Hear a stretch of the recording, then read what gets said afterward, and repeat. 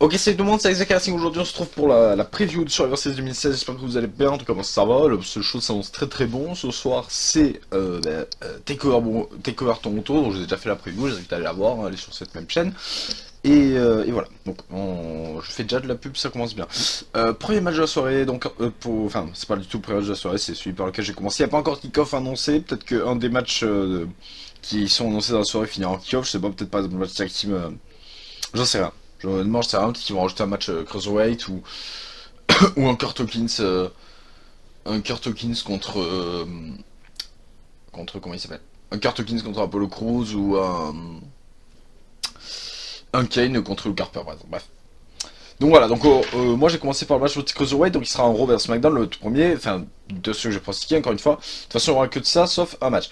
Donc Brian Kendrick contre Kalisto. Alors on peut voir que la division Cruiserweight, il la salisse bien, et le titre Cruiserweight il le salisse tout aussi bien quand on voit le règne de TJ Perkins. Et en plus moi je le vois être encore plus sali puisque je vois Kalisto remporter ce match, et le titre Cruiserweight et la division venir à SmackDown, qui va suivre avec un pronostic qui viendra plus tard. Alors, en ce qui concerne le match, je sens vraiment très bon. Mais comme je vous l'ai dit, après, au niveau de la division Cruiserweight, ça me fait un peu chier parce que la WWE, à Raw surtout à Raw vraiment, ils font un peu comme le corps humain, c'est-à-dire qu'ils font de la merde, et des fois c'est encore pire, ils font de la chiasse. Donc vraiment, la division Cruiserweight, c'est assez compliqué. J'ai assez de mal à ce qu'ils font avec. Comme je vous l'ai dit précédemment, il y a, je sais plus en quel review c'était, je sais plus du tout, mais la division Cruiserweight, malheureusement, bien sûr, je lui donne que 2 ans. Après, il va y avoir le petit show sur le network qui peut être super cool et qui sait pourrait nous ramener Tristan Archer. Bon, ça m'étonnerait, mais pourquoi pas.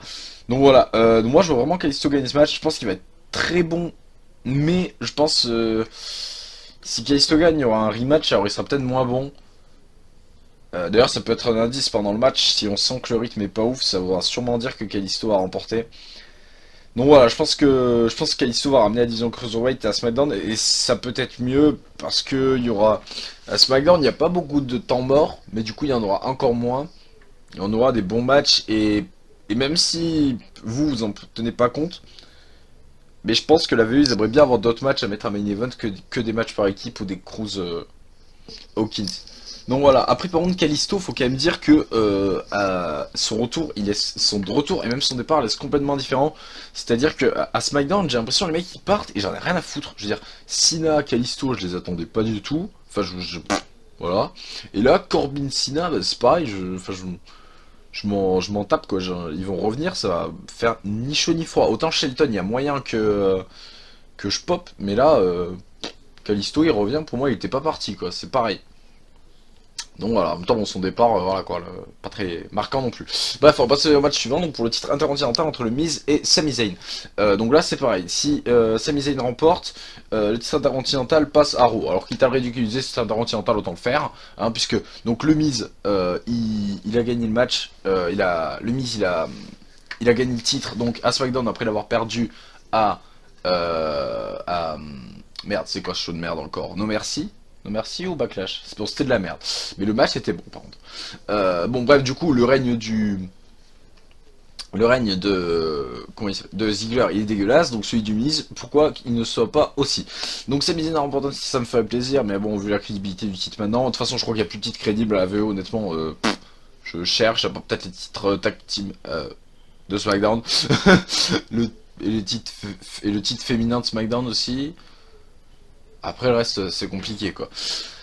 Donc voilà, alors je vais vous dire pourquoi du coup cet échange que je vois entre le Cruiserweight et l'Intercontinental, même si beaucoup voient Sami Zayn à SmackDown, c'est vrai, mais je vais vous dire pourquoi, c'est que pour moi le titre, donc apparemment il voudrait unifier le titre US et le titre World, puisqu'il considère que le titre US il vaut plus rien en fait. Donc, pour faire ça, bah, il faut bien un titre mineur de chaque côté. Donc, un titre mineur Cruiserweight à SmackDown serait super, et un titre mineur intercontinental à Raw, ce serait aussi super. Et en plus, ça va arranger pour mode univers, puisqu'on ne peut pas mettre trois titres dans un même show. Donc voilà, donc je vais dire le Miz, je vais dire Sami Zayn, et donc le Miz perd. Et qui sait, le Miz irait peut-être à Raw. Après, ils peuvent faire un truc bizarre du genre que le Miz gagne, mais finalement il va quand même à Raw et le titre et Sami Zayn vient à SmackDown, ça ils en sont capables. Mais bon, après voilà. pour l'instant, je vais me contenter de dire que Sami Zayn va remporter ce match. Et je pense qu'il sera bon. Goldberg, Brock Lesnar, je dis ça maintenant, même si c'est main event, je sais. Mais je pense que, alors je pense que ça va pas être un match de fou vraiment. Je pense que c'est vraiment une grosse affiche quand même, faut le dire. Je pense que si j'avais eu ça à Mania, ça m'aurait fait chier. À Survivor Series, ça me dérange pas. C'est vraiment une très très grosse affiche. Moi, ça me fait plaisir de voir Goldberg. Lesnar, ça me fait toujours plaisir de le voir, même si je sais que ces matchs ils vont pas être grandioses.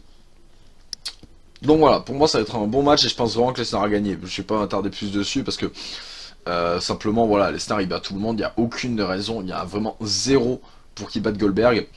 Et pour qu'il perde contre Goldberg. Et le fait qu'il batte, ça aidera juste à crédibiliser. Je fais beaucoup de fautes dans cette vidéo, je remarque. Donc voilà, après, je sais pas trop ce que va donner le match. Pour ceux qui disent oui, Goldberg il revient, il s'est blessé. Bon, les gars,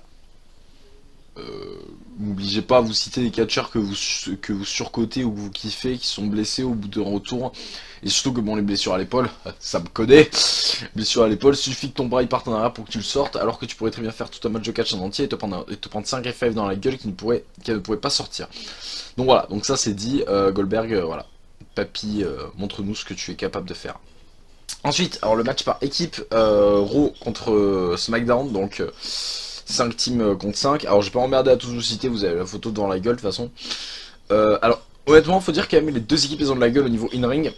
Après au niveau de la division tag team de Raw, vous savez que pour moi elle est vraiment foutue à... Elle est vraiment foutue. Alors que c'est le SmackDown, ça va, ça envoie quand même. Mais je suis un peu déçu de pas avoir certaines équipes comme l'Ascension, les Vaudevillains aussi. Après sinon voilà, par exemple tu m'as enlevé Brisant, ouais tu m'as enlevé les Bro et les Usos, tu mettais l'Ascension, enfin tu mettais l'Ascension à la place des Usos, ça vaut pas d'argent. Voilà, après voilà, je pense que ça va être un très bon match. Il y a quasiment que des bonnes équipes au niveau in-ring. Et je vais pronostiquer Raw, parce que je vois SmackDown gagner deux autres matchs. Après, et ça n'a pas été officialisé la fameuse stipulation comme quoi ils pouvaient prendre 3 mecs, donc bon, je vais pas en tenir compte du coup. Je vais me contenter juste de pronostiquer les résultats du match. Donc je vais dire Raw, je sens bien Raw gagner ce match parce que leur équipe a salement de la gueule quand même. Et ça sera un match qui concrètement sert à rien. Et puis ça aidera le New Day à dominer un peu le game de la division par équipe mondiale, j'ai envie de dire. Tout roster confondu. Voilà, je vais pas en dire plus, hein, je vois pas quoi dire de plus, hein, même si bon voilà, les équipes on a un peu tout et n'importe quoi quand même, hein, faut le dire, on a les autres, les guides touristiques, on a Je t'aime moi non plus, le tout accompagné des docteurs, les Rihanna et Soft, et de l'autre côté on a les flics les moins crédibles de l'histoire, on a Rhino et Slater, American Alpha, les bros et les housses nuls. Alors, bon, c'est vrai que vendu comme ça, d'un coup, il va me du rêve mon match. Non, mais c'est vrai qu'en plus, il faut en parler quand même. Les gestions de rivalité, c'est vraiment dégueulasse, hein. Qu'est-ce que c'est que cette histoire de se faire affronter les mecs dans les shows? Alors, à SmackDown, ils l'ont moins fait quand même, notamment de SmackDown, ils ont fait un match par équipe avec bah, du coup, la team de SmackDown contre la team de ceux qui sont pas dans le match, donc le Spirit Squad, l'Ascension, les Vaudevillains et les Bangers. Alors que de l'autre côté, ils ont fait s'affronter tout le monde, cette bande de guignols, alors c'est vraiment n'importe quoi. Et j'ai oublié de préciser que du coup, forcément, encore une fois, le New Day, ils remettent pas leur titre en jeu, nickel. Voilà, le New Day, vraiment, j'en peux plus, moi. Donc voilà, donc ça c'est dit. On va passer au match féminin qui, pareil, hein, les gars, ils ont fait s'affronter cette bande d'abrutis. Alors, il manque tout le monde, sauf Natalia du côté de SmackDown. Et à Raw, bah, il y a tout le monde, sauf Emma qui, elle, a toujours pas fait son retour, malheureusement, parce que je l'aurais bien mis à la place de Bayley, Alicia Fox, enfin, bah, un peu tout le monde en fait. Il manque Dana Brooke aussi. D'ailleurs, s'ils étaient moins cons, hein, ils mettaient Dana Brooke et Emma à la place de Sacha et Charlotte, ils pouvaient faire un match. Ou à la place de Bayley et Charlotte, ils pouvaient faire un match. Parce que bon, Sacha et Charlotte, c'est bon, on a déjà assez vu. Euh, Nikki, chef d'équipe, lol, sans commentaire. Alors, moi je pense que la team SmackDown, elle a vraiment plus de gueule. Vraiment, elle envoie très très lourd. Donc je vais dire la team SmackDown. La team Raw vraiment elle me hype pas du tout. Sacha j'ai plus aucune hype. Charlotte non plus. Donc voilà, Bayley, bon vous savez. Hein. Alors que de l'autre côté, vraiment Naomi, je pense qu'il y a moyen de faire quelque chose de grand. Bliss qualité, Carmella qualité, Becky pas mal et Nikki bon voilà. Donc je pense que voilà, on va avoir un bon match là aussi, mais une victoire des Women's de SmackDown. Voilà.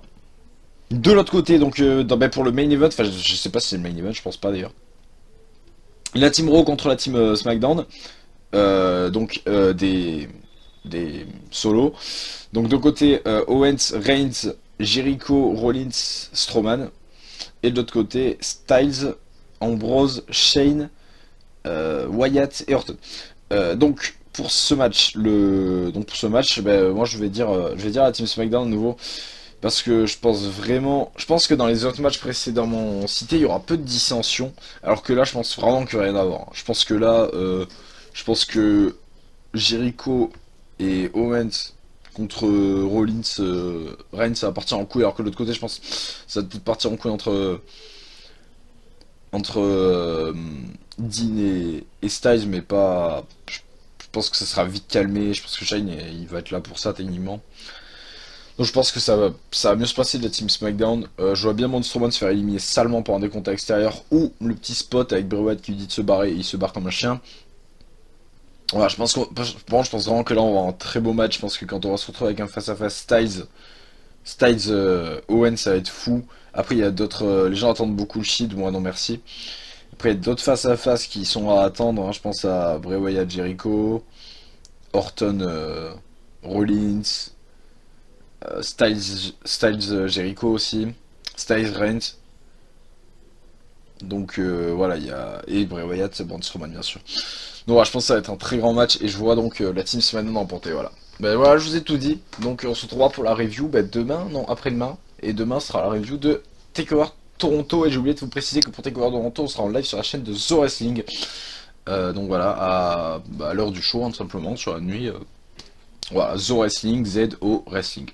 Comme AK Wrestling, pareil. De toute façon, je vous mettrai le lien sur la page Facebook AK Wrestling, donc dans la description. Voilà, ben voilà, sur ce, je vous fais des bisous et je vous dis à bientôt. Cœur.